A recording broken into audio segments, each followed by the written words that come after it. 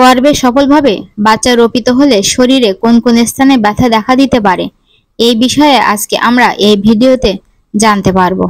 তার আগে বলে রাখি, আমাদের ভিডিও যদি ভালো লাগে অবশ্যই সাবস্ক্রাইব করে কমেন্ট করবেন এবং যদি ভিডিওটি আপনারা ফেসবুক পেজে দেখেন অবশ্যই ফলো দিয়ে পাশে থাকবেন। শুক্রাণু ও ডিম্বাণু যখন ফার্টিলাইজ হয় তখন ফ্যালোপিয়ান টিউব বেয়ে ডিম্বাণু জরায়ুতে রোপিত হয়। তারপর থেকে শরীরের বিভিন্ন স্থানে কিছু ব্যথার অনুভূতি দেখা দেয়। এরকম 10টি স্থানের ব্যথার ব্যাপারে আমরা আলোচনা করব। এটা থেকে আপনি বুঝতে পারবেন আপনি গর্ভবতী কিনা। এক্ষেত্রে প্রথমে আপনি অনুভব করতে পারেন আপনার তলপেটে শুক্রাণু ইমপ্লান্টেশনের পর জরায়ুর দেয়ালে যে ছিদ্র করে রোপিত হয় ডিম্বাণুটি, এর ফলে তলপেটে ব্যথা অনুভব হয়। এই ব্যথাটি 6 থেকে 12 দিন পর হতে পারে। এটা থেকে আপনি বুঝতে পারবেন আপনি গর্ভবতী কিনা। দ্বিতীয় ব্যথাটি হচ্ছে বাচ্চা রোপিত হওয়ার কারণে জরায়ু বড় হতে থাকে, যার ফলে জরায়ুতে টান টান ব্যথা অনুভব হয়। তৃতীয়ত গ্যাস ও কোষ্ঠকাঠিন্য। গর্ভধারণের পর প্রজেস্টেরন হরমোনের কারণে হজমে বাধা সৃষ্টি করে, যার ফলে গ্যাস দেখা দেয় এবং পেটে ব্যথা অনুভূত হয়। 4 যে বিষয়টি হচ্ছে কোমরে ও পিঠে ব্যথা। হরমোনের পরিবর্তনের কারণে মেরুদণ্ডের লিগামেন্টে পরিবর্তন দেখা দেয়, এর কারণে পিঠে ও কোমরে ব্যথা আসে। 5 হচ্ছে স্তনের ব্যথা।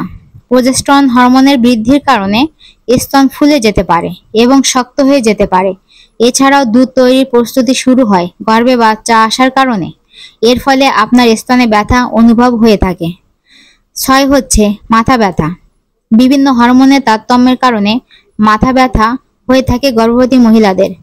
7 হচ্ছে কুকচিতে ব্যথা।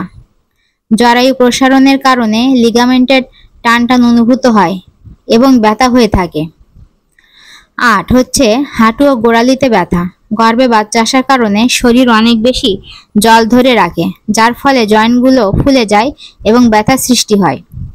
এছাড়াও ওজন বেড়ে যাওয়ার কারণেও গর্ভকালীন সময়ে হাঁটু ও গোড়ালিতে অতিরিক্ত ওজনের কারণে চাপ সৃষ্টি করে, এর ফলেও হাঁটু ও গোড়ালিতে ব্যথা দেখা দিতে পারে।